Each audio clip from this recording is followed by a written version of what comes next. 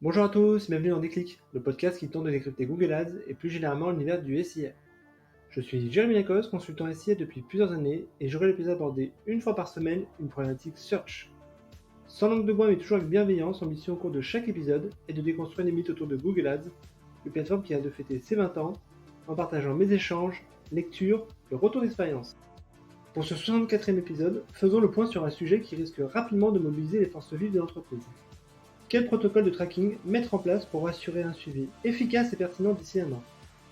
Alors que depuis 20 ans l'industrie publicitaire s'est construite autour du cookie, celui-ci perd de sa superbe depuis quelques années, au point qu'il va très rapidement falloir se rabattre sur une alternative. Oui mais laquelle? On en discute. Allez, je compte les points. Premier point. Le cookie a un héritage bientôt suranné. Bien qu'en légère décroissance, le taux d'acceptation des cookies reste élevé, à hauteur de 59% d'après la dernière étude de la CNIL au printemps dernier. Dit autrement, il y a tout de même près d'un internaute sur deux qui n'est pas traqué. Une paille énorme dans le pilotage pour les annonceurs. En parallèle, 40% des internautes utiliseraient un adblocker, principalement en desktop, limitant là aussi le tracking des campagnes publicitaires. Mis bout à bout, ces deux phénomènes rendent difficile le pilotage des campagnes publicitaires. Deuxième point, la fin des cookies tiers depuis Chrome. Google l'a reconfirmé récemment. La fin des cookies tiers, c'est pour 2024. Après Safari et Mozilla qui bloquent déjà par défaut ces trackers, c'est donc bien le navigateur Chrome qui va rentrer dans le rang. Rappelons qu'il représente près de 60% des parts de marché en France. Pour toute alternative, Google est en train de mettre en place un projet de Privacy Sandbox qui reposera sur un système de cohorte où chaque internaute sera identifié et clusterisé dans une dizaine de segments en fonction de sa navigation. On revient donc au media planning traditionnel basé sur du contextuel. À la clé, une baisse de la précision de ciblage à anticiper. Et enfin, le troisième point de contexte concerne Apple. Avec l'iOS 17, c'est un peu la fin du tracking tel qu'on l'a connu. La marque à la pomme a annoncé qu'elle allait désactiver par défaut les paramètres de tracking associés aux URL. Un coup dur pour les annonceurs biberonnés aux campagnes médias avec les ad tech Google, Facebook, Twitter et même TikTok. Pour Apple, à l'inverse, c'est un bon moyen de réaffirmer son positionnement autour de la protection des données personnelles. Cette limitation devrait concerner tous les produits Apple, Safari et Message en premier. Quel impact anticiper? En France, Safari représente 21% des parts de marché, donc c'est tout sauf neutre. Mais quelle solution de contournement? Il est peu de dire que Google a largement avancé sur le suivi des conversions qu'il met à disposition des annonceurs. Le fameux G-Tag a largement évolué ces dernières années. Le premier exemple, le Consent Mode. Ce script à intégrer dans votre TMS s'active au moment où l'internaute refuse les cookies. Il permet tout simplement de modéliser les conversions générées sur les segments opt-out en se basant sur les performances de segments opt-in. Manière finalement de simuler les performances avec un tracking 100% efficient. L'inconvénient évidemment est que cela reste du probabiliste avec la marge d'erreur que cela comporte intrinsèquement. Deuxième exemple, le suivi avancé des conversions. Google a plutôt bien bossé le sujet du suivi des conversions, élément qu'il sait stratégique étant donné que c'est la base pour l'alimentation de son algorithme.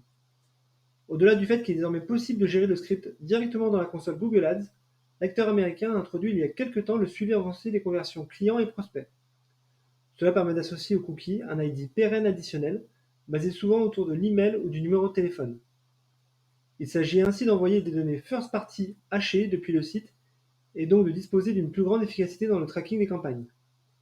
Sa mise en place est un poil plus complexe que le Consent Mode puisqu'il faut s'assurer de la pérennisation de ces champs sur la page de validation de vos formulaires.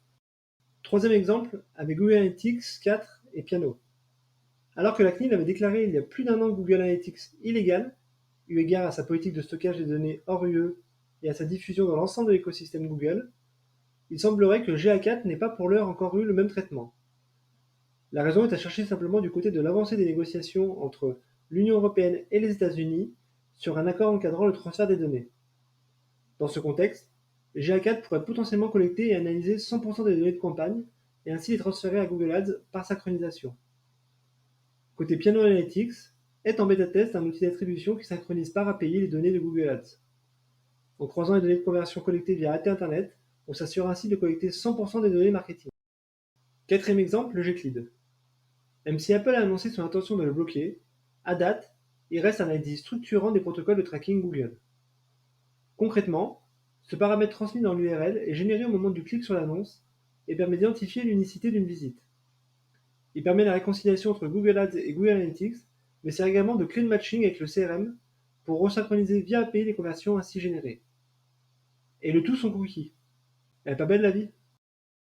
Cinquième exemple, le tracking CRM. Parfois, remonter d'un cran le tracking des campagnes peut s'avérer la solution optimale. C'est d'ailleurs exactement ce que je fais en utilisant pour mes campagnes à tracking URL Salesforce. Deux inconvénients pourtant.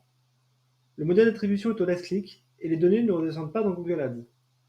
En revanche, cela me permet d'avoir l'exhaustivité des sources d'acquisition à un niveau très granulaire, de manière à pouvoir calculer des taux de rentabilité différents par segment et sans utiliser les cookies là aussi. Ma recommandation va dans le sens de la mise en place d'un double setup basé à la fois sur la connexion avec le CRM pour aligner les deux plateformes, mais aussi dans le dédoublement de la structure de tracking digital avec Consent Mode et suivi avancé pour servir de backup. Voilà, ce 64e épisode touche déjà à sa fin et j'espère que vous avez eu le déclic. Comme toujours, je suis preneur de vos retours, propositions de sujets en commentaire ou par message privé sur LinkedIn. D'ici là, prenez soin de vous et si vous me cherchez, vous savez où me trouver. Sur Google bien sûr. Allez, à la prochaine!